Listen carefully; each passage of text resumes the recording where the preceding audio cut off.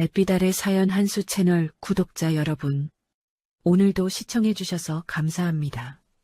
행복하고 즐거운 시간 되시길 바라며 오늘의 사연 시작하겠습니다.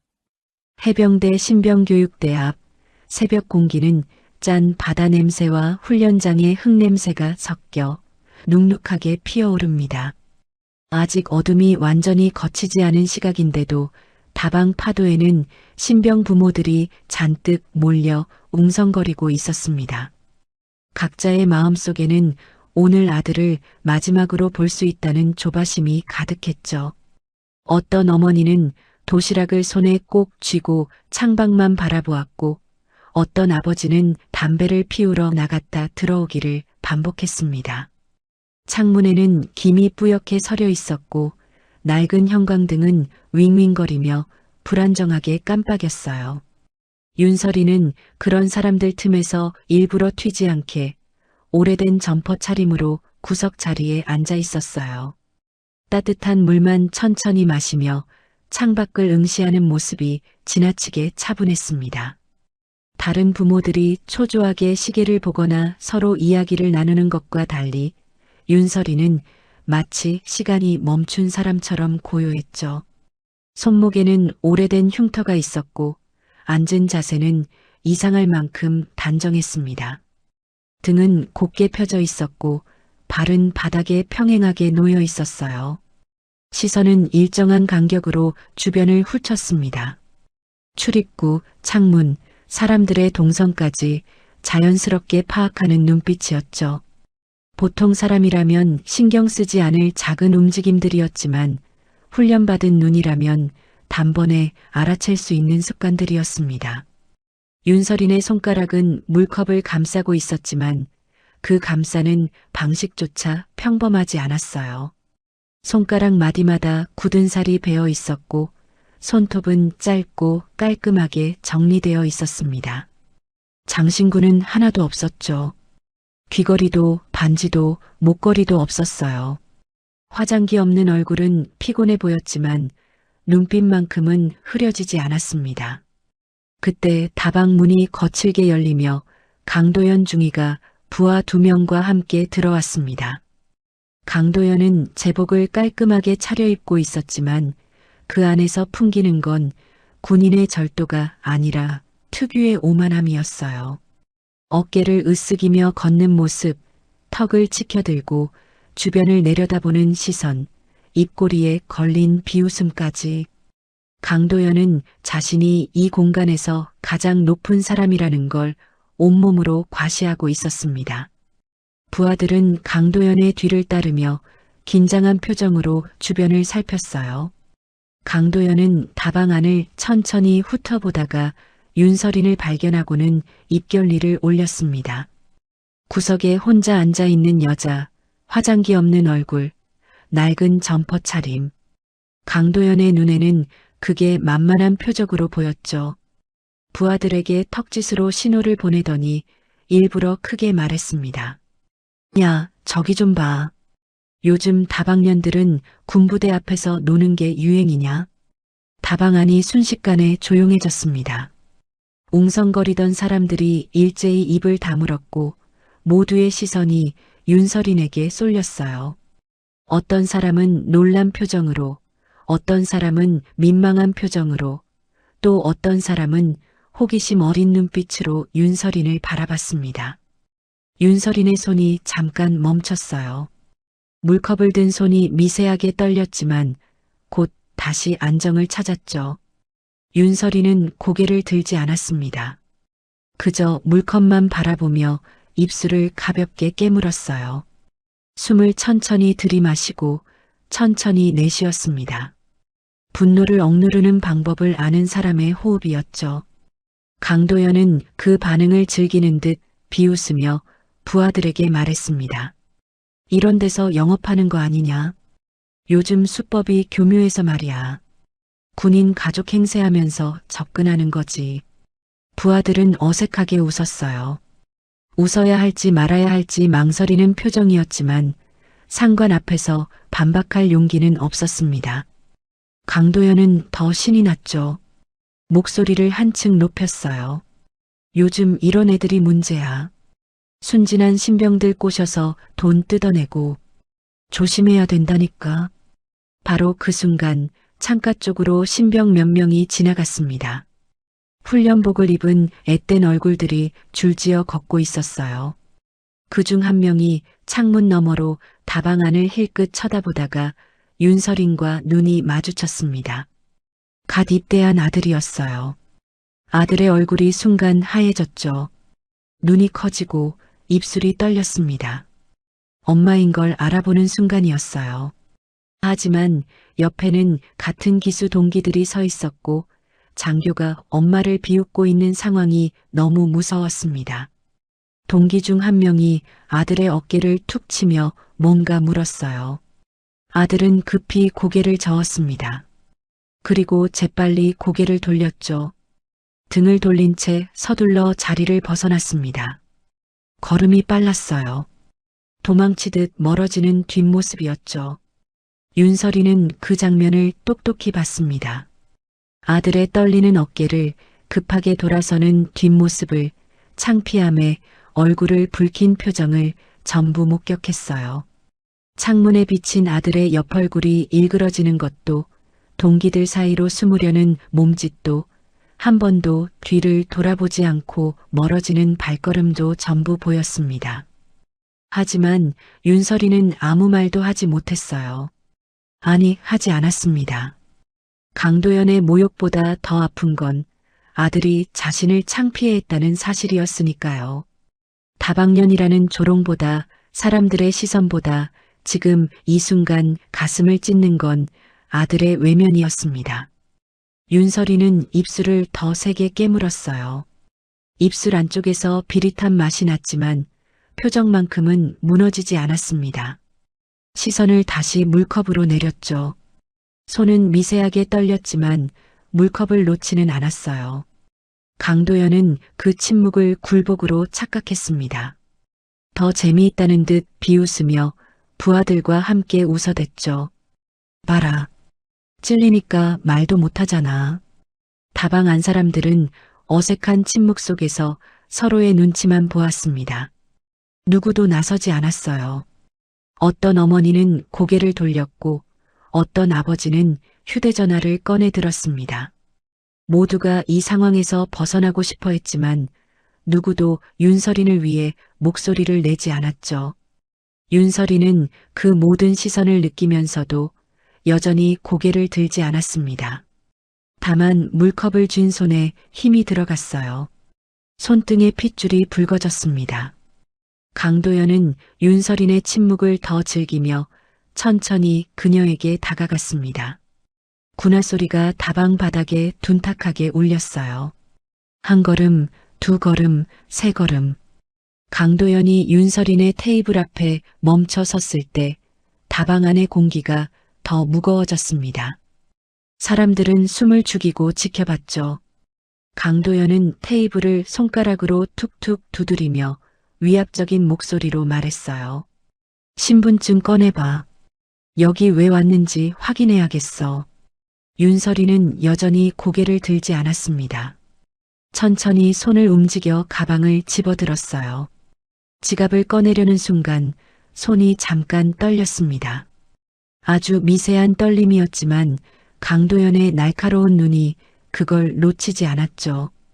강도연은 즉시 그 떨림을 수상함이라고 몰아갔어요. 봐라. 찔리는 게 있으니까 손이 떨리지. 뭐 숨긴 거 있어? 윤설이는 침착하게 지갑을 꺼내 테이블 위에 올려놓았습니다. 하지만 강도연은 그걸 집어들지 않았어요. 대신 비웃는 표정으로 부하 중 한 명에게 턱짓을 했습니다. 부하가 어색하게 다가와 지갑을 집어들었죠. 강도연은 팔짱을 끼고 윤설인을 내려다보며 말했어요. 신병 부모라고? 그럼 어느 생활관 몇 번이야? 이름이 뭔데? 윤설이는 낮은 목소리로 또박또박 답했습니다. 3생활관 217번 윤재혁입니다. 목소리는 떨리지 않았어요. 하지만 아들의 이름을 부르는 순간 눈빛이 잠깐 흔들렸습니다. 강도연은 그 흔들림마저 즐기듯 비웃었죠. 윤재요? 그의 엄마라고? 말이 되는 소리를 해야지. 바로 그때 다방 주인 최미정이 카운터에서 나왔습니다. 최미정은 앞치마를 손으로 꽉 쥐며 떨리는 목소리로 말했어요. 그만하세요. 여기 다들 가족 기다리는 사람들인데 왜 이러시는 겁니까? 강도연은 고개를 돌려 최미정을 쏘아봤습니다. 눈빛이 차갑게 식었어요. 민간인이 장교한테 훈계질이야? 당신도 같은 패거리냐? 신분증 당신도 내놔. 최미정의 얼굴이 하얘졌습니다. 손은 떨렸지만 물러서지 않았어요. 최미정은 목소리를 가다듬으며 다시 말했죠. 저는 이 다방 주인입니다. 이분은 여기 단골이에요. 매번 아드님 보러 오시는데. 강도연이 말을 끊었습니다. 단골? 그럼 더 수상하네. 자주 온다는 게 더 이상하지 않아? 보통 부모들은 면회 때나 오는데. 최미정은 더 이상 말을 잇지 못했어요. 강도연의 논리에는 틈이 없었습니다. 아니, 틈을 만들 생각 자체가 없었죠. 이미 결론은 정해져 있었어요. 윤서린을 수상한 사람으로 만드는 것. 최미정은 입술을 깨물며 한 걸음 물러섰습니다. 윤서린은 그제야 천천히 고개를 들었어요. 강도연과 눈이 마주쳤습니다. 윤서린의 눈빛은 차분했지만 그 안에는 무언가 단단한 것이 깔려 있었어요.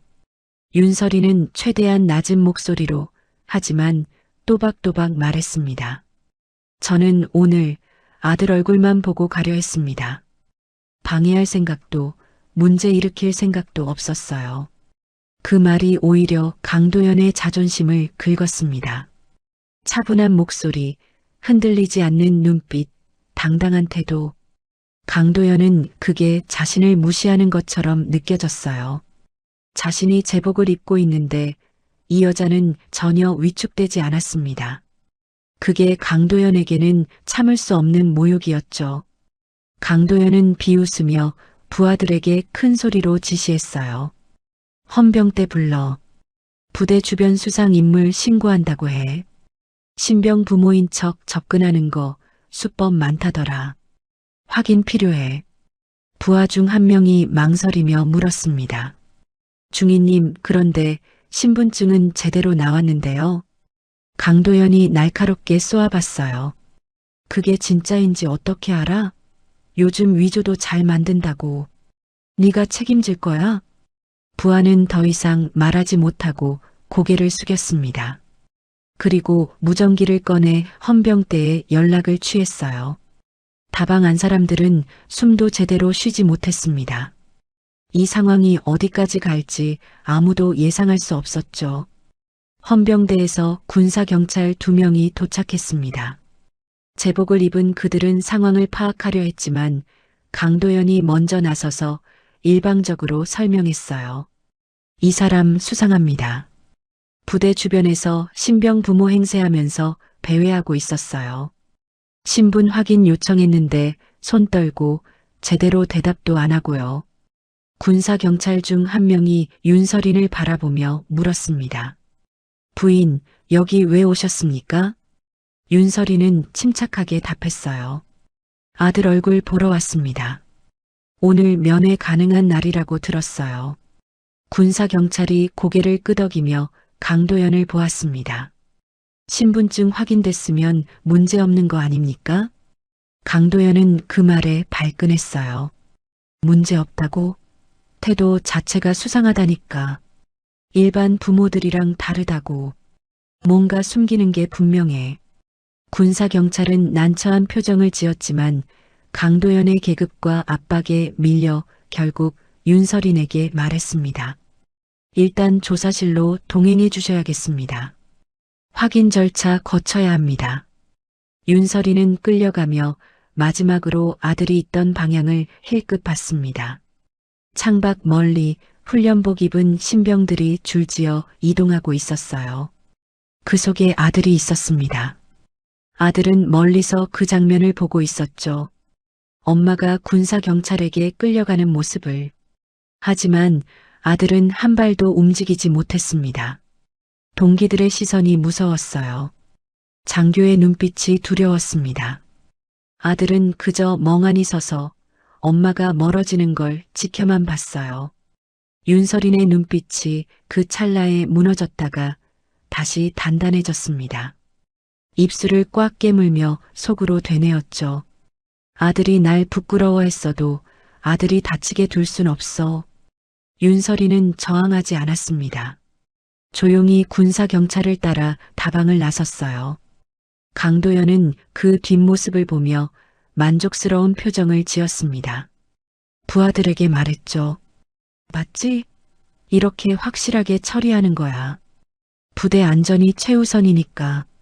다방 안은 여전히 조용했습니다. 최미정은 카운터에 기댄 채 주먹을 꽉 쥐었어요. 손톱이 손바닥에 파고들었지만 아픔은 느껴지지 않았습니다. 분노와 무력감이 뒤섞여 가슴을 짓눌렀죠. 군사경찰 조사실은 차갑고 건조했습니다. 형광등이 윙윙거리며 창백한 빛을 쏟아냈고 벽은 회색 페인트로 칠해져 있었어요. 창문은 높은 곳에 작게 나 있었고 철문이 닫힐 때 나는 소리는 속을 긁어내는 것 같았습니다. 윤설이는 낡은 의자에 앉아 있었고 맞은편에는 조사관이 서류를 펼쳐놓고 앉아 있었어요. 조사관은 중년의 남자였습니다. 얼굴에는 피곤함이 가득했지만 눈빛만큼은 날카로웠죠. 조사관은 윤설인의 신분증을 들여다보며 물었어요. 윤설인 씨 맞습니까? 네. 주소는 여기 맞고요? 네. 아드님이 삼생활관 217번 윤재영 맞습니까? 맞습니다. 조사관은 고개를 끄덕이며 서류에 뭔가를 적었습니다. 그리고 다시 물었어요. 그럼 오늘 왜 다방에 있었습니까?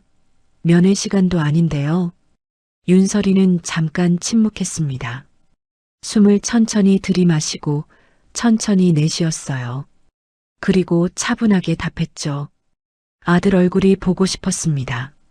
멀리서라도 보려고 왔어요. 멀리서라도? 면회도 아닌데 볼 수 있다고 생각하셨습니까? 혹시 지나가는 걸 볼 수도 있지 않을까 싶었어요. 조사관은 펜을 툭툭 두드리며 윤설인을 관찰했습니다.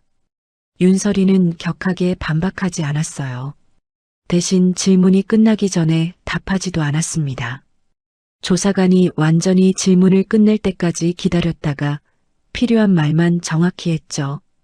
그 태도 자체가 이상했습니다. 보통 사람들은 억울하면 말이 많아지거나 두려우면 더듬거리는데 윤설이는 둘 다 아니었어요. 조사관이 다시 물었습니다. 강도연 중위가 태도가 수상하다고 신고했는데 뭐 숨기시는 거 있습니까? 윤설이는 고개를 저었어요. 없습니다. 그런데 왜 손이 떨렸습니까? 윤설이는 잠깐 망설이다가 말했습니다. 모욕적인 말을 들어서 화가 났습니다. 참으려다 보니 손이 떨렸어요. 조사관은 눈썹을 올렸어요. 모욕적인 말? 어떤 말입니까? 다방면이라고 했습니다. 여러 사람 앞에서요. 조사관은 서류에 그 내용을 적으며 중얼거렸어요. 그건 좀 과했네요. 하지만 조사관은 그 이상 깊이 파고들지 않았습니다. 대신 다른 질문을 이어갔어요. 그럼 오늘 처음 오신 겁니까? 다방 주인이 단골이라고 했던데요. 몇 번 왔습니다. 아들이 입대한 후로요. 몇 번이요? 대여섯 번쯤요. 조사관은 고개를 끄덕이며 계속 서류를 작성했습니다. 윤설이는 의자에 가만히 앉아 있었어요. 등은 여전히 곧게 펴져 있었고 손은 무릎 위에 가지런히 놓여 있었습니다. 발은 바닥에 평행하게 놓였고 시선은 조사관의 얼굴과 손, 그리고 서리를 오갔죠. 그 모든 움직임이 계산된 것처럼 정확했어요. 한편 부대 본부에서는 박현수 대령이 상황 보고를 받고 있었습니다. 강도연이 작성한 보고서가 올라왔는데 내용은 공을 세웠다는 식으로 과장되어 있었어요. 부대 주변 수상 인물을 적발했고 신속하게 조치했다는 내용이었죠. 박현수는 보고서를 읽으며 미간을 찌푸렸습니다. 뭔가 석연치 않았어요. 박현수는 참모에게 지시했습니다. CCTV 영상 가져와. 다방 앞이랑 조사실 전부. 네, 대령님. 잠시 후 모니터에 CCTV 영상이 재생되었습니다. 박현수는 영상을 보자마자 눈빛이 변했어요.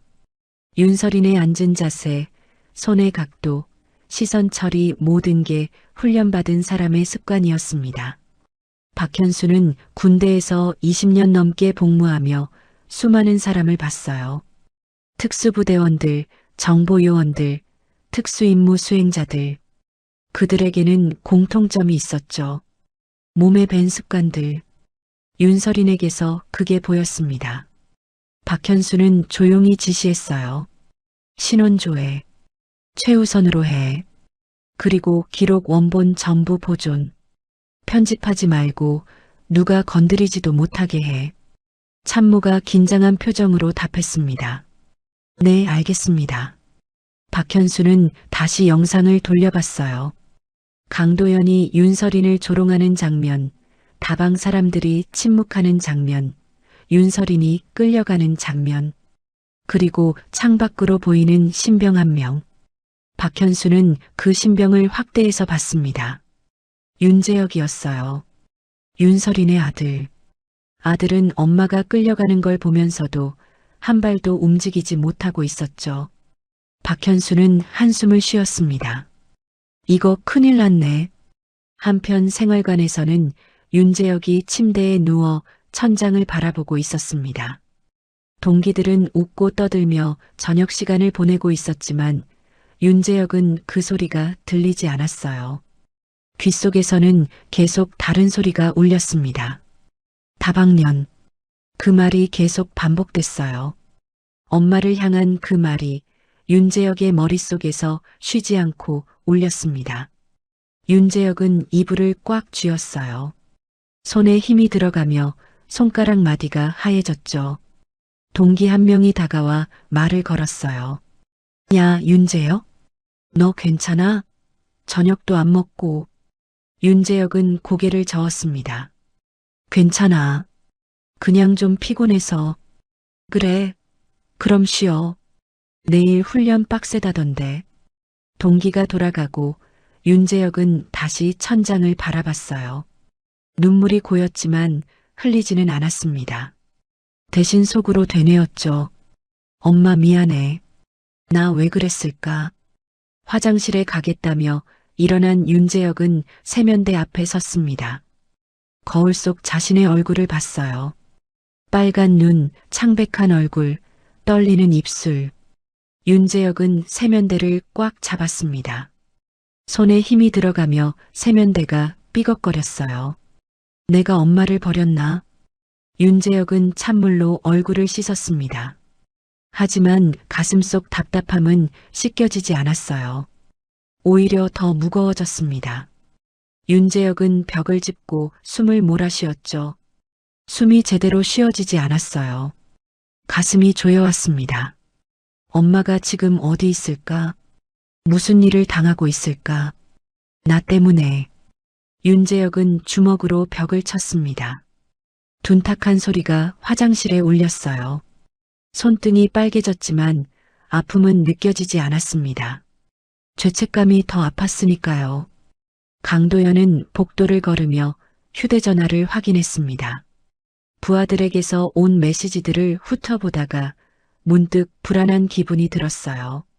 조사실 쪽에서 오가는 사람들이 평소보다 많았고 박현수 대령의 참모들이 부산하게 움직이고 있었습니다. 강도연은 그 움직임이 심상치 않다는 걸 직감했죠. 강도연은 부하 한 명을 불러 세웠어요. 야, 지금 본부 쪽 분위기 어때? 글쎄요. 갑자기 대령님이 CCTV 영상 다 확인하라고 하셨다던데요. 강도연의 얼굴이 굳었습니다. CCTV 영상. 그 안에는 자신이 윤서린을 조롱하던 장면이 고스란히 담겨 있었어요. 다방면이라고 비웃던 말, 신분증을 확인하면서 위압적으로 굴던 태도, 전부 기록되어 있었죠. 강도연은 공을 세우려던 사건이 커지면 커질수록 본인의 폭언과 조롱이 독이 된다는 걸 알아챘습니다. 강도연은 재빨리 술을 썼어요. 조사실로 향하며 담당 하사관에게 말했습니다. 조사실 녹화 파일 있지? 그거 불필요한 부분은 편집해서 보고 올리겠습니다. 중요한 부분만 추려서 올리는 게 효율적이니까. 하사관은 난처한 표정을 지었어요. 중위님, 그런데 원본은 보존하라는 지시가 내려왔는데요. 강도연의 눈빛이 차갑게 변했습니다. 누가 그런 지시를 내렸어? 대령님께서요. 강도연은 이를 악물었어요. 박현수가 이미 움직이고 있다는 뜻이었습니다. 강도연은 목소리를 낮추며 하사관에게 다가갔죠. 내 말 잘 들어. 편집은 업무 효율화야. 문제될 거 없어. 내가 책임질 테니까 내가 걱정할 필요 없다고. 하사관은 망설였지만 결국 고개를 끄덕였습니다. 강도연의 계급과 압박에 밀린 거죠. 하지만 그 대화는 복도 끝에 설치된 또 다른 CCTV에 고스란히 녹화되고 있었어요. 그 말 한마디가 박현수의 경계를 확신으로 바꿨습니다. 박현수는 모니터실에서 그 장면을 실시간으로 보고 있었어요. 참모에게 조용히 지시했습니다. 저 대화 내용 별도로 저장해. 그리고 강도연 중위 동선 전부 추적. 누구 만나고 어디 가고 뭐 하는지 전부. 네, 알겠습니다. 박현수는 팔짱을 끼고 모니터를 응시했어요. 이건 단순 갑질이 아니야. 조직적으로 버릇이 든 놈이다. 얼마나 많은 사람들을 이렇게 짓밟았을까. 강도연은 조사실로 들어갔습니다. 윤설이는 여전히 의자에 앉아 있었고 조사관은 추가 질문을 준비하고 있었어요. 강도연은 문을 열고 들어서며 큰 소리로 말했습니다. 조사 어떻게 돼가나? 조사관이 일어서며 경례했어요. 중위님, 신분 확인은 끝났습니다. 특별히 문제될 건 없어 보입니다. 강도연은 미간을 찌푸렸습니다. 문제 없다고? 태도 자체가 수상하다니까. 더 깊이 파봐야 해. 강도연은 윤설인의 지갑을 집어들었어요. 그리고 안을 뒤지기 시작했습니다. 신용카드, 영수증, 메모지들을 하나하나 꺼내며 확인했죠. 그러다 낡은 사진 한 장을 발견했습니다. 강도연은 그 사진을 툭 탁자 위에 던졌어요. 사진은 흐릿했지만 내용은 분명했습니다. 훈련복 차림의 사람들, 얼굴을 가린 동료들, 그리고 그 속에 윤설인. 배경은 어딘지 알 수 없었지만 군사시설처럼 보였어요. 사진 속 윤설이는 지금보다 훨씬 젊었고 눈빛은 날카로웠습니다. 강도연이 비웃으며 말했어요. 이게 뭐야? 이런 거로 군인 흉내 내냐? 어디서 주워온 사진 아니야? 윤설이는 사진을 내려다봤습니다. 표정이 미세하게 변했어요. 입술이 꽉 다물어졌고 손이 주먹을 쥐었습니다. 강도연은 그 반응을 즐기듯 계속 말을 이었죠. 군복 입은 사진 하나 있다고 군인이냐? 너 같은 건 군복에 침 뱉는 거야. 진짜 군인들한테 모욕이지. 그 순간 윤설인이 처음으로 고개를 확 들었습니다. 눈빛이 차갑게 박혔어요. 지금까지의 침착함과는 전혀 다른 날카롭고 단단한 눈빛이었습니다. 강도연은 그 눈빛에 순간 움찔했지만 곧 자존심이 발동했죠. 윤설인이 낮고 분명한 목소리로 말했습니다. 그 발언 그대로 기록하세요. 지우지 말고요. 강도연은 그 말뜻을 이해하지 못하고 웃었어요. 기록? 누가 너 같은 걸 위해 기록을 남겨. 여기서 내가 뭘 할 수 있는데? 윤설이는 더 말하지 않았습니다. 하지만 그 침묵이 오히려 더 무거웠어요. 조사실 안의 공기가 변했습니다. 조사관도 그걸 느꼈는지 불편한 표정을 지었죠. 강도연은 계속 윤설인을 압박했습니다. 이 사진 어디서 났어? 누구 거야? 윤설이는 답하지 않았어요. 강도연은 더 다그쳤습니다. 대답 안 하면 더 수상한 거야. 뭐 숨기는 거 있지? 그때 문이 열리며 박현수의 참모가 들어왔습니다. 중위님, 대령님이 부르십니다. 지금 당장 본부로 오시라고요. 강도연의 얼굴이 굳었어요. 지금? 왜? 모르겠습니다. 급하시다고만 하셨습니다. 강도연은 윤설인을 한 번 더 쏘아보고는 조사실을 나갔습니다. 복도를 걸으며 불안감이 커졌어요. 박현수가 왜 자신을 부르는지 알 수 없었지만 좋은 일은 아닐 거라는 예감이 들었습니다. 본부에 도착한 강도연은 박현수의 집무실 앞에 섰어요. 문을 두드리자 안에서 낮은 목소리가 들렸습니다.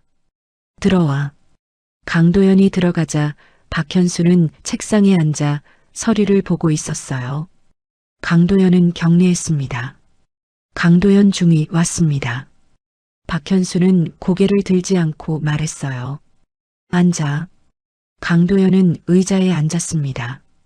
박현수는 천천히 서류를 내려놓고 강도연을 바라봤죠. 눈빛이 차갑고 날카로웠습니다. 오늘 다방에서 무슨 일이 있었지? 강도연은 침을 삼켰어요. 수상한 인물을 발견해서 신고했습니다. 부대 안전을 위해. 박현수가 말을 끊었습니다. 수상한 인물? 신병 부모를 수상한 인물이라고 신고했어? 그게 태도가 이상했습니다. 일반 부모들과 달랐어요. 박현수는 모니터를 돌렸습니다. 화면에는 다방 CCTV 영상이 재생되고 있었어요.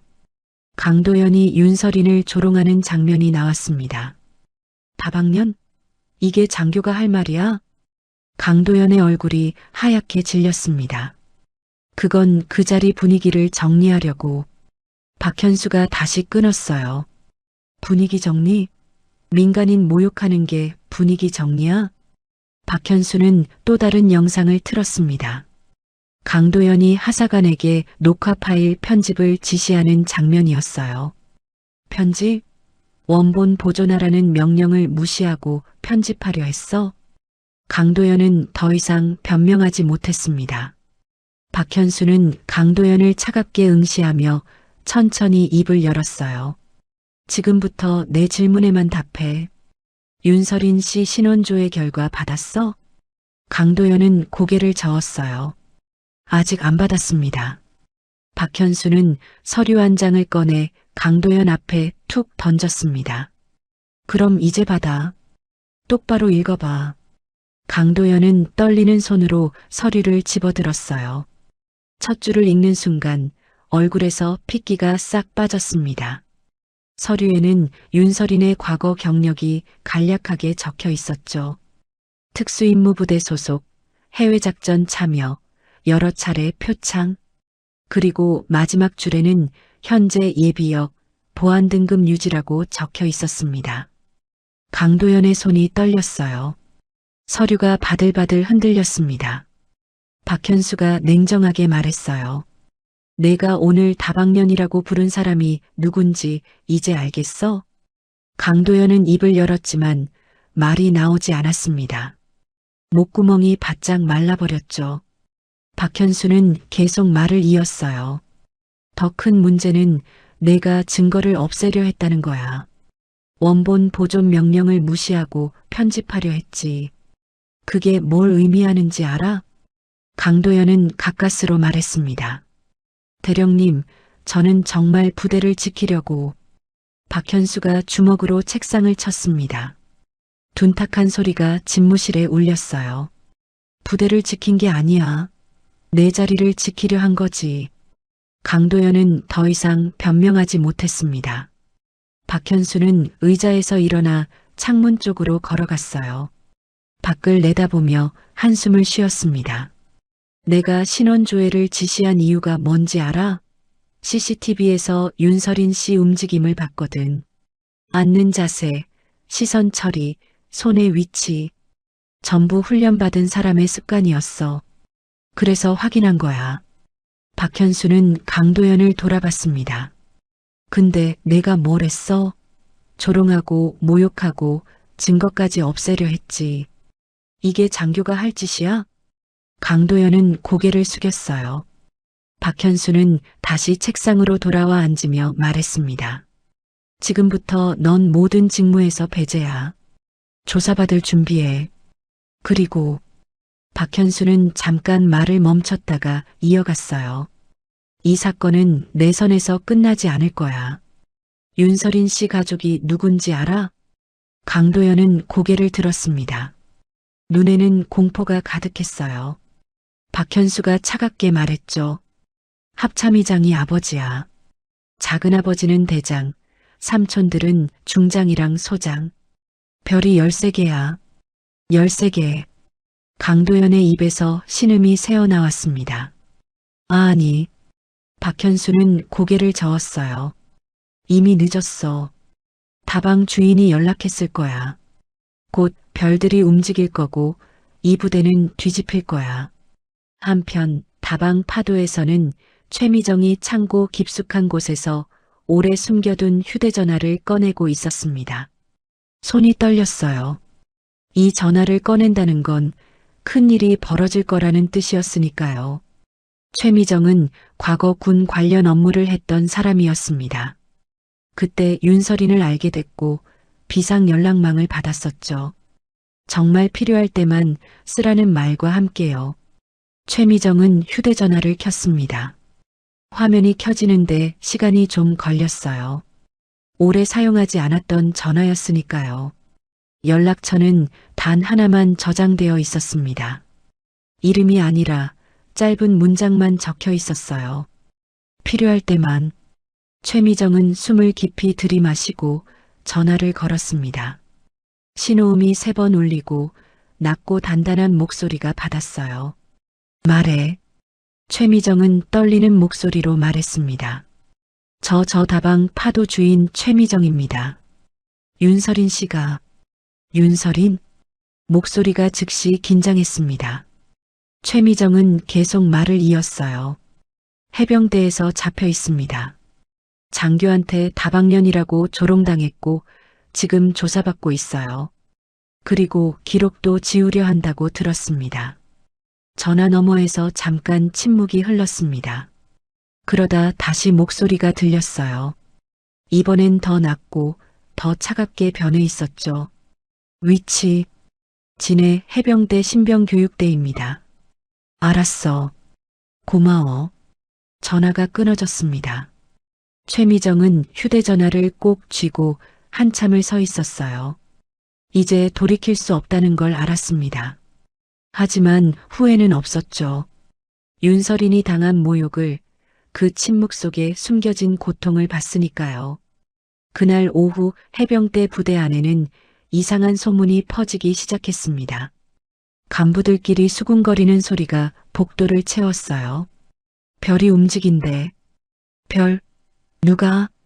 합참의장이래. 직접. 설마 왜? 모르겠어. 근데 헬기 뜬대. 여러 대. 헬기? 여기로? 소문은 빠르게 퍼졌습니다. 신병들까지 들을 정도였어요. 생활관에서는 교관들이 긴급 점호를 준비하라는 지시를 내렸습니다. 분위기가 심상치 않았죠. 윤재혁은 동기들 사이에서 그 소문을 들었어요. 별이 움직인다는 말, 헬기가 온다는 말. 윤재혁은 가슴이 철렁 내려앉았습니다. 왠지 모르게 이 모든 게 엄마와 관련이 있을 것 같았어요. 아침에 엄마가 끌려갔던 장면이 떠올랐습니다. 윤재혁은 주먹을 꽉 쥐었죠. 제발 아니길. 하지만 윤재혁의 불안은 현실이 되었습니다. 저녁 무렵 부대 상공에서 굉음이 들렸어요. 헬기 소리였습니다. 한 대가 아니었어요. 여러 대의 헬기 소리가 겹쳐오며 부대 전체를 진동시켰습니다. 신병들은 창문으로 달려가 밖을 내다봤어요. 하늘에는 헬기 세대가 부대를 향해 날아오고 있었습니다. 교관이 소리쳤죠. 창문에서 떨어져. 전원 집합. 신병들은 급히 생활관 중앙으로 모였습니다. 하지만 모두의 눈은 창문 쪽을 향하고 있었어요. 헬기가 착륙하는 소리, 사람들이 내리는 소리, 군화 발소리가 들렸습니다. 윤재혁은 떨리는 다리로 서 있었어요. 동기 하나가 속삭였습니다. 야, 이거 뭔 일이야? 감찰이야? 모르겠어. 근데 별단 사람들 왔다던데. 별? 장성? 응. 여러 명. 윤재혁은 숨을 제대로 쉴 수 없었습니다. 가슴이 답답했고 손은 식은땀으로 젖어 있었어요. 엄청난 굉음과 함께 태풍 같은 바람이 불어오면서 부대 정문 앞 감시초소에 서 있던 병사들의 눈이 휘둥그레졌어요.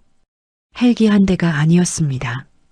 세 대의 헬기가 거의 동시에 부대 상공에 나타났고 그 소리가 겹쳐지며 땅이 진동했어요.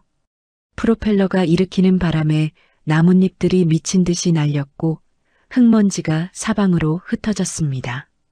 감시초소 병장이 무전기를 급히 들었어요. 본부, 여기 정문 초소. 헬기 세대 착륙 중입니다. 무전기 너머에서 당황한 목소리가 들렸죠. 확인했다. 전 병력 대기 태세 유지. 헬기들은 부대 중앙 연병장에 차례로 착륙했습니다. 첫 번째 헬기의 문이 열리고 별이 박힌 견장을 단 장성이 내렸어요. 곧이어 두 번째, 세 번째 헬기에서도 장성들이 내렸습니다. 별 하나, 별 둘, 별 셋. 소장, 중장, 대장. 그들의 얼굴은 요란하지 않았어요.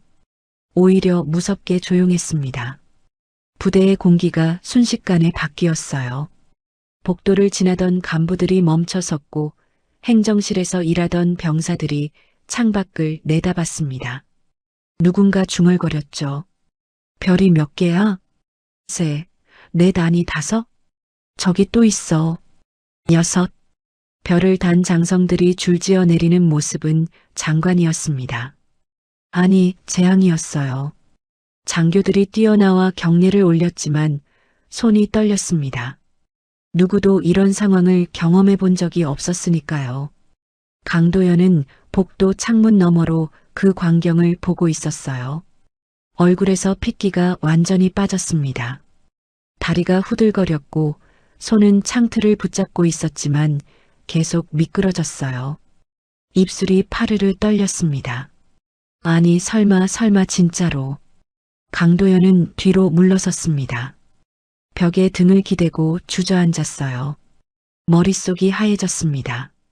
자신이 무슨 짓을 저질렀는지 이제야 실감이 났죠. 박현수 대령은 이미 준비해둔 원본 기록 파일들을 USB에 담아 손에 쥐고 정문으로 나갔습니다. 장성들을 맞이하기 위해서였어요.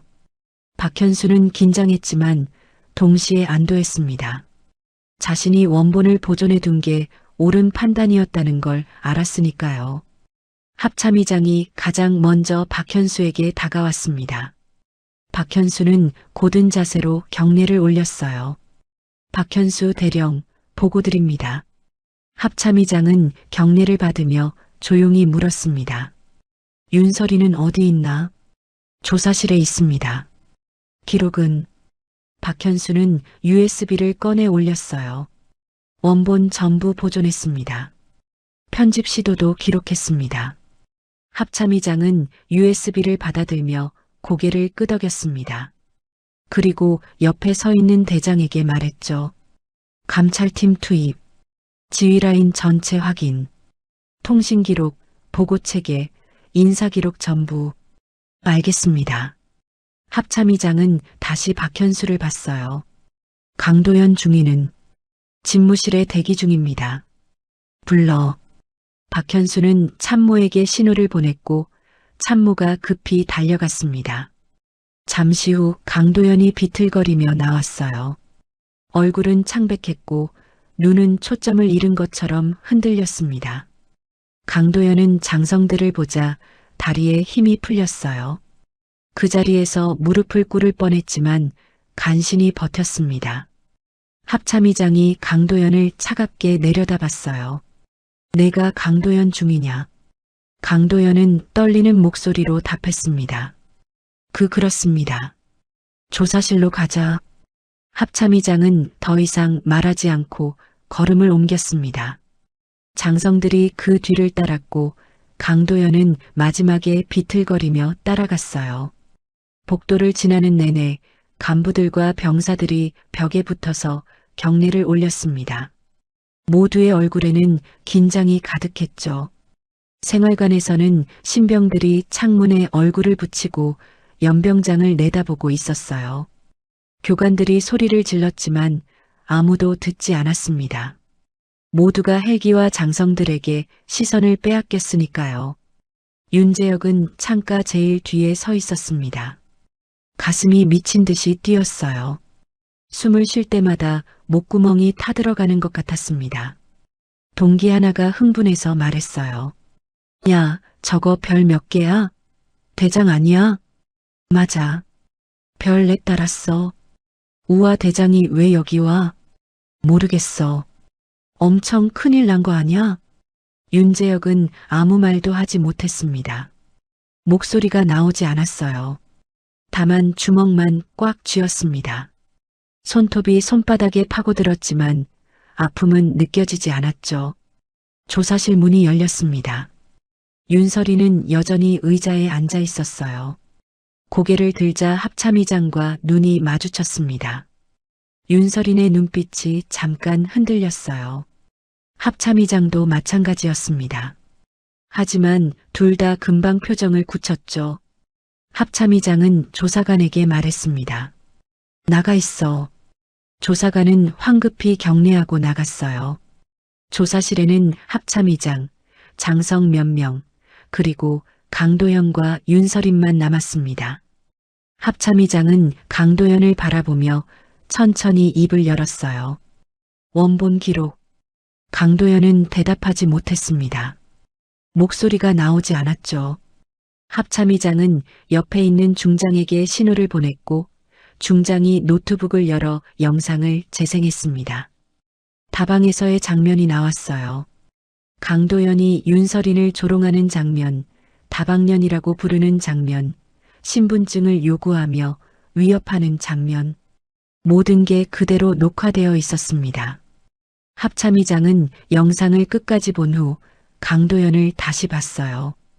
통신 기록, 편집 흔적, 보고 체계, 인계 과정, 전부 확인할 거야. 강도연은 떨리는 입술로 말했습니다. 저는 부대를 지키려. 합참의장이 말을 끊었습니다. 목소리는 낮았지만 그 안에 담긴 분노는 뜨거웠어요. 부대를 지킨 게 아니다. 내 자리를 지키려 했다. 강도연은 더 이상 변명하지 못했습니다. 무릎이 꺾였어요. 그대로 바닥에 주저앉았습니다. 이때 가장 끔찍한 반전이 터졌습니다. 감찰팀이 강도연의 과거 기록을 조사하면서 비슷한 사건들이 줄줄이 드러난 거예요. 강도연이 과거에도 민간인을 압박하고 사건을 조작해서 실적으로 만든 정황들, 문서 조작, 증거인멸, 허위 보고 전부 나왔습니다. 중장이 보고했어요. 의장님, 과거 사건 6건 확인했습니다. 전부 비슷한 수법입니다. 합참의장의 얼굴이 더욱 굳어졌습니다. 계속 조사해. 연루자 전부 찾아내. 강도연의 결말은 한 번의 징계가 아니었습니다. 감찰, 수사, 구속 가능성, 파면, 그리고 강도연을 감싸던 상급자들까지 연대 책임 조사 대상이 되었어요. 별 13개는 소리 지르지 않았습니다. 대신 강도연의 인생 전체를 절차로 박살냈죠. 그게 더 잔인했습니다. 합참의장은 조사실에 서서 강도연을 내려다봤습니다. 바닥에 주저앉은 강도연은 더 이상 장교의 모습이 아니었어요. 제복은 구겨져 있었고 얼굴은 식은땀으로 흥건했습니다. 손은 떨리고 있었고 입술은 파르르 떨렸죠. 합참의장은 차가운 목소리로 말했습니다. 일어나. 강도연은 일어나려 했지만 다리에 힘이 들어가지 않았어요. 2번 넘어지고 나서야 간신히 일어섰습니다. 합참의장은 강도연의 눈을 똑바로 봤어요. 내가 오늘 한 행동은 단순한 실수가 아니다. 민간인을 모욕하고 직권을 남용하고 증거를 인멸하려 했어. 그리고 과거에도 똑같은 짓을 반복했지. 강도연은 고개를 숙였습니다. 합참의장은 계속 말을 이었어요. 더 끔찍한 건 내가 그걸 업무라고 생각했다는 거야. 민간인을 수상자로 만들고 서류를 조작하고 실적으로 포장하는 게 당연하다고 여겼지. 강도연은 떨리는 목소리로 말했습니다. 죄송합니다. 정말 죄송합니다. 합참의장은 고개를 저었어요. 지금 사과는 의미 없어. 넌 이미 선을 넘었어. 합참의장은 옆에 있는 소장에게 지시했습니다. 강도연 중위, 즉시 직위 해제. 군사경찰에 인계하고 구속영장 청구 준비해. 소장이 경례하며 답했어요. 알겠습니다. 2명의 군사경찰이 들어와 강도연의 양팔을 잡았습니다. 강도연은 비틀거리며 끌려나갔어요. 문이 닫히는 순간까지 강도연의 흐느끼는 소리가 들렸습니다. 조사실에는 합참의장과 윤설인만 남았습니다. 합참의장은 천천히 윤설인에게 다가가 의자에 앉았어요. 윤설인도 여전히 앉아 있었습니다. 2 사람 사이에 침묵이 흘렀죠. 합참의장이 먼저 입을 열었습니다. 괜찮나? 윤설이는 고개를 끄덕였어요. 네. 다치지는 않았고? 네. 괜찮습니다. 합참의장은 윤설인의 손목을 봤습니다. 오래된 흉터가 보였어요. 그 흉터를 만든 날의 기억이 떠올랐습니다. 합참의장은 시선을 돌렸죠. 재혁이는 봤나? 윤설인의 눈빛이 흔들렸습니다. 입술을 꽉 깨물었어요. 그리고 작은 목소리로 답했습니다. 봤습니다. 하지만 재혁이는 절 외면했어요. 합참의장은 한숨을 쉬었습니다. 그 애가 상황을 몰랐을 거야. 윤설이는 고개를 저었어요. 알았어도 마찬가지였을 겁니다. 재혁이는 저를 창피해했어요. 동기들 앞에서, 장교 앞에서 엄마를 인정할 수 없었던 거죠. 윤설인. 괜찮습니다. 전 그저 재혁이가 다치지 않기를 바랐어요. 그것만으로 충분합니다. 합참의장은 윤설인의 눈을 봤습니다. 그 안에는 슬픔이 있었지만 동시에 단단함도 있었어요. 윤설이는 언제나 그랬습니다. 상처받아도 무너져도 다시 일어섰죠. 합참의장은 천천히 말했어요. 윤설인을 군인으로 만든 건 나였다. 특수임무에 투입한 것도 나였고 위험한 작전에 보낸 것도 나였어. 윤설이는 고개를 저었습니다. 그건 제 선택이었습니다. 하지만 그 선택이 널 여기까지 오게 만들었어. 내 아들 앞에서 모욕당하게 만들었지. 윤설이는 잠깐 침묵했다가 말했어요. 저는 후회하지 않습니다. 군인이었던 것도 임무를 수행한 것도. 다만 윤설인의 목소리가 떨렸습니다. 다만 재혁이가 저를 사람으로 봐줬으면 좋겠어요. 군인이 아니라 그냥 엄마로요. 합참의장은 더 이상 말하지 못했습니다. 가슴이 먹먹했어요. 윤설이는 언제나 강했습니다. 어떤 임무도 완수했고 어떤 고통도 견뎌냈죠. 하지만 지금 윤설인의 눈에는 눈물이 맺혀 있었어요. 흘리지는 않았지만 고여 있었습니다. 합참의장은 일어서며 말했습니다. 재혁이를 만나게 해주겠다.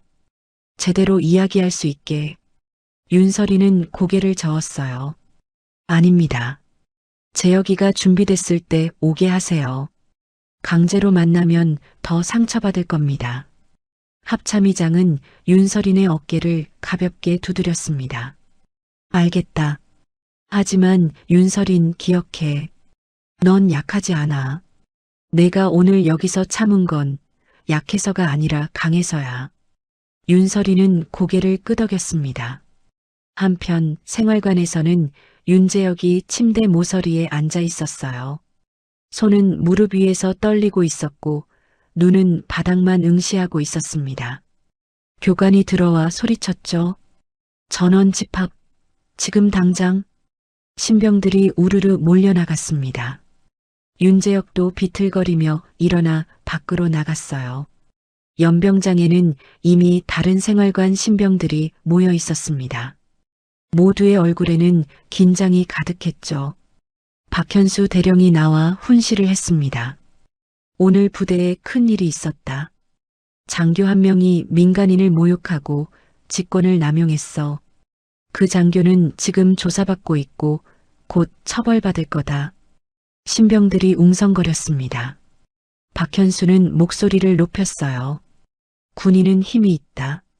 하지만 그 힘을 함부로 쓰면 안 돼. 민간인을 지켜야 할 군인이 민간인을 짓밟으면 그건 군인이 아니야. 그냥 폭력배지. 윤재혁은 그 말을 들으며 가슴이 찢어지는 것 같았어요. 엄마가 당한 모욕이 떠올랐습니다. 다방면이라는 말, 사람들의 비웃음, 그리고 자신의 외면. 박현수는 계속 말했습니다. 오늘 모욕당한 분은 신병 한 명의 어머니였다. 그분은 아들을 보러 왔다가 장교한테 모욕당했어. 그리고 그 아들은 엄마를 외면했지. 윤재혁의 다리가 후들거렸습니다. 박현수의 시선이 윤재혁을 향했어요. 윤재혁 신병? 윤재혁은 몸이 굳었습니다. 네. 앞으로 나와. 윤재혁은 떨리는 다리로 앞으로 걸어 나갔어요. 모든 신병들의 시선이 윤재혁에게 쏠렸습니다. 윤재혁은 박현수 앞에 섰죠. 박현수는 윤재혁을 보며 말했습니다. 내 어머니는 지금 조사실에 계셔. 만나고 싶으면 가도 돼. 윤재혁은 고개를 숙였습니다. 눈물이 주르륵 흘러내렸어요. 죄송합니다. 저는 겁쟁이였습니다. 박현수는 윤재혁의 어깨를 잡았습니다. 지금이라도 가. 내가 후회하지 않게. 윤재혁은 고개를 들었습니다. 눈은 벌겋게 충혈되어 있었고 얼굴은 눈물로 범벅이었어요. 윤재혁은 경례를 올리고 조사실을 향해 달리기 시작했습니다. 군화 소리가 복도에 울렸어요. 윤재혁은 숨이 차올랐지만 멈추지 않았습니다. 복도를 지나고 계단을 내려가고 다시 복도를 달렸죠. 조사실 문이 보였습니다. 윤재혁은 문 앞에서 멈췄어요. 손이 떨렸습니다. 문을 열 용기가 나지 않았죠. 하지만 윤재혁은 숨을 크게 들이마시고 문을 두드렸습니다. 들어와. 윤설인의 목소리였습니다. 윤재혁은 문을 열고 들어갔어요. 윤설이는 의자에 앉아 있었습니다. 두 사람의 눈이 마주쳤죠. 윤재혁은 그 자리에서 사람들 시선 따위 잊고 무릎을 꿇었습니다. 윤재혁은 조사실 바닥에 무릎을 꿇었습니다. 차갑고 딱딱한 바닥이 무릎에 닿는 순간 고통보다 먼저 죄책감이 밀려왔어요. 윤재혁은 고개를 숙인 채 떨리는 목소리로 말했습니다. 죄송합니다, 엄마. 윤설이는 의자에 앉아 아들을 내려다봤습니다. 가슴이 무너져 내렸지만 표정만큼은 차분하게 유지했어요. 윤재혁의 떨리는 어깨를, 주먹을 쥔 손을, 바닥에 떨어지는 눈물을 지켜봤습니다. 윤재혁은 계속 말을 이었어요. 숨이 끊어질 듯 흐느끼며 말했습니다. 엄마인 줄 알면서도 저는 창피하다고 생각했습니다. 동기들이 보고 있었고 장교가 비웃고 있었고 저는 무서웠어요. 윤재혁의 목소리가 점점 높아졌습니다. 엄마가 끌려갈 때도 저는 한 발도 못 움직였습니다. 그냥 서서 봤어요. 겁쟁이처럼. 윤재혁은 주먹으로 바닥을 쳤습니다. 둔탁한 소리가 조사실에 울렸어요. 손등이 빨개졌지만 윤재혁은 아픔을 느끼지 못했습니다. 마음이 더 아팠으니까요. 저는 엄마를 버렸습니다. 엄마가 절 키우느라 얼마나 힘들었는지 알면서도 그 순간에는 그냥 창피했어요. 윤재혁의 울음이 터졌습니다. 어깨가 들썩이며 눈물이 쏟아졌어요. 코를 흘리며 울었고 숨도 제대로 쉬지 못했습니다. 윤재혁은 18살 청년이 아니라 엄마 앞에서 우는 어린아이 같았어요. 윤설이는 한참 동안 말이 없었습니다. 아들의 울음소리를 들으며 가슴속 깊은 곳이 무너져 내렸어요. 하지만 윤설이는 눈물을 흘리지 않았습니다. 대신 천천히 일어나 아들에게 다가갔죠. 윤설이는 떨리는 손으로 아들의 어깨를 잡았습니다. 윤재혁은 그 손길에 더 크게 울었어요. 윤설이는 힘을 주어 아들을 천천히 세웠습니다. 윤재혁은 비틀거리며 일어났지만 여전히 고개를 들지 못했어요. 윤설이는 아들의 턱을 살짝 들어 올렸습니다. 두 사람의 눈이 마주쳤어요. 윤재혁의 눈은 빨갛게 충혈되어 있었고 눈물로 범벅이었습니다. 윤설이는 아들의 얼굴을 천천히 닦아주며 말했습니다. 오늘 내가 무릎 꿇은 건 군인으로서가 아니라 사람으로서 잘못을 인정한 거다. 윤재혁은 입술을 떨며 고개를 끄덕였어요. 윤설이는 계속 말을 이었습니다. 내가 오늘 나를 외면한 건 나도 알아. 창피했겠지. 동기들 앞에서, 장교 앞에서 엄마가 모욕당하는 걸 보는 게 얼마나 힘들었을지. 윤재혁은 더 세게 울었습니다. 윤설이는 아들의 어깨를 꽉 잡았어요. 하지만 재혁아, 엄마는 내가 창피해했다고 해서 널 원망하지 않아. 내가 나를 외면했다고 해서 미워하지도 않아. 윤재혁은 고개를 들었습니다. 눈물이 뚝뚝 떨어졌어요. 윤설이는 아들의 눈을 똑바로 보며 말했습니다. 윤설이는 내 엄마라서 버틴 거야. 내가 부끄러워해도, 내가 날 외면해도 내가 다치면 안 되니까. 윤재혁은 더 이상 참지 못하고 엄마를 껴안았습니다. 윤설인도 아들을 꽉 안았어요. 두 사람은 한참 동안 그렇게 서 있었습니다. 윤재혁은 엄마의 어깨에 얼굴을 묻고 울었고 윤설이는 아들의 등을 쓰다듬으며 조용히 말했죠. 괜찮아. 이제 괜찮아. 윤재혁은 엄마의 품에서 한참을 울었습니다. 모든 죄책감을, 모든 후회를, 모든 미안함을 눈물로 쏟아냈어요. 윤설이는 아들이 다 올 때까지 기다렸습니다. 서두르지 않았어요. 한참 후 윤재혁이 조금 진정되었을 때 윤설이는 아들을 살짝 떼어내며 말했습니다. 이제 생활관으로 돌아가. 동기들이 기다릴 거야. 윤재혁은 고개를 저었어요. 엄마 저 좀 더 있어도 돼요? 윤설이는 부드럽게 웃으며 말했습니다. 안 돼. 넌 지금 군인이야. 군인은 자기 자리로 돌아가야 해. 윤재혁은 입술을 깨물었습니다.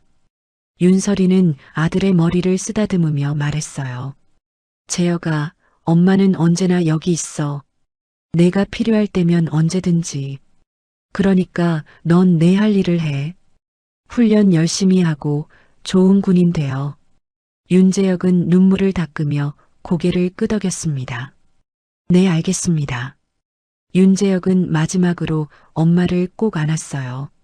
그리고 천천히 몸을 떼며 경례를 올렸습니다. 윤설인도 가볍게 경례로 답했죠. 윤재혁은 뒤를 돌아 문을 향해 걸었습니다. 문을 열기 전에 한 번 더 돌아봤어요. 엄마 사랑합니다. 윤설이는 미소 지으며 답했습니다. 나도 사랑한다, 재혁아. 윤재혁이 나가고 문이 닫혔습니다. 윤설이는 그제야 의자에 주저앉았어요. 떨렸던 다리가 풀렸고 참았던 눈물이 조용히 흘러내렸습니다. 하지만 윤설이는 소리내어 울지 않았어요. 그저 조용히 혼자 눈물을 흘렸습니다. 그날 밤 합참의장은 경호도 떼고 혼자 윤설인을 찾아왔습니다. 다방 파도에서 만났어요. 최미정은 두 사람을 위해 따뜻한 차를 준비하고 조용히 물러났습니다. 합참의장은 윤설인 맞은편에 앉아 말했습니다. 윤설인을 군인으로 만든 건 나였다. 특수임무에 투입한 것도 위험한 작전에 보낸 것도 나였어. 윤설이는 고개를 저었어요. 그건 제 선택이었습니다. 합참의장은 한숨을 쉬었습니다. 그래도 내가 오늘 당한 일은 내 책임이기도 해. 내가 군인이었기 때문에 생긴 일이니까. 윤설이는 차를 한 모금 마시고 말했습니다. 저는 후회하지 않습니다. 군인이었던 것도 임무를 수행한 것도요. 다만 재혁이가 이제는 저를 사람으로 봐줬으면 좋겠어요. 합참의장은 고개를 끄덕였습니다. 재혁이는 오늘 배웠을 거야. 용기가 뭔지, 책임이 뭔지, 그리고 엄마가 얼마나 강한 사람인지. 윤설이는 창밖을 바라봤습니다. 어두운 하늘에는 별들이 빛나고 있었어요. 윤설이는 작게 중얼거렸습니다. 별 13개가 움직였다면서요. 합참의장은 씁쓸하게 웃었습니다. 과장이야. 실제로는 그렇게까지 많지 않아. 그래도 고마웠어요. 고맙긴. 당연한 일을 했을 뿐이야. 마지막 장면. 며칠 후 윤재혁은 연병장에서 가장 끝까지 남아 정리정돈을 했습니다. 누구에게 보여주기 위해서가 아니라 다시는 엄마를 외면한 나로 살지 않기 위해서였어요. 동기들이 먼저 들어가고 교관들도 돌아갔지만 윤재혁은 혼자 남아 연병장 구석구석을 점검했습니다. 윤재혁은 하늘을 올려다봤어요. 별들이 반짝이고 있었습니다. 윤재혁은 그 별들을 보며 생각했죠. 엄마가 지켜준 건 나였어. 내가 지켜야 할 건 이제부터야. 부대가 뒤집힌 날 윤재혁은 군대가 무서워진 게 아니었습니다. 부끄러운 자신이 더 무서워졌어요. 그래서 윤재혁은 바뀌기로 했습니다. 강한 군인이 되는 게 아니라 바른 사람이 되기로요. 그리고 그 변화가 윤설인에게는 가장 큰 복수이자 가장 큰 감동이었습니다. 윤설이는 멀리서 아들을 지켜봤어요. 연병장에 홀로 남아 정리하는 아들의 모습을. 윤설이는 조용히 미소 지었습니다. 별 13개가 내려온 날 한 아들이 어른이 되었습니다.